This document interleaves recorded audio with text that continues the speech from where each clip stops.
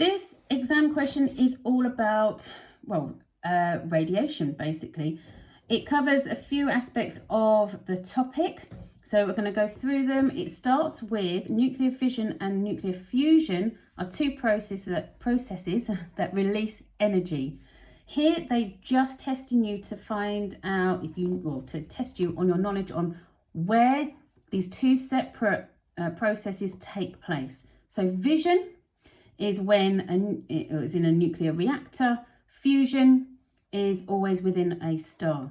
I've also annotated here as I read through the question, reminding myself what fission was. It's when the nuclei splits, fusion when the nuclei combine. I would always recommend annotating as you go to make sure you remember, and it just helps to analyse the questions.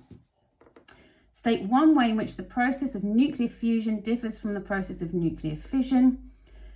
Here they want you to state that nuclei are joined, not split, in fusion. You must always mention one of the processes that you are referring to. If you just put nuclei joined, not split, then you won't get the mark because you're not referring to whether you're talking about fusion or fission.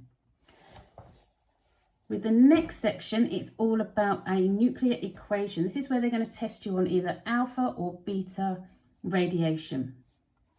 So this represents the fission of uranium, and you've got a whole sequence here occurring. They've given you chemical symbols here. If they've given you something like this, this is what you should be mentioning in your answer. They're giving you a clue here, or they're giving you a helping hand. So it says, use the information in the equation to describe, that's your command word, the process of nuclear fission. Now, this is 4 marks. So before I start answering the question, I think, right, what points on this can I mention to get those 4 marks? So you can see here, I'm going to talk about this section, then I'm going to talk about what happens to uranium here, then I will talk about the barium, and then the other products as well. So I have analysed the question first, and then I start writing. So first point here, you need to mention that the neutron is absorbed by the uranium nucleus, that is. This larger nucleus, because you can tell because it's 136, becomes even more unstable. Therefore, it splits into smaller nuclei. This is where I can mention these two, the barium and the krypton. And then this process releases 3 neutrons and energy. So I have mentioned every single part of that equation, and that's how I got my 4 marks. The last bit of the question involves a topic of the isotopes and also beta radiation or beta decay. It says complete the nuclear equation that represents the decay of barium. So this is a typical situation that they will test you on, where you fill in the gaps. So I've highlighted here, we know 56 is from the previous question.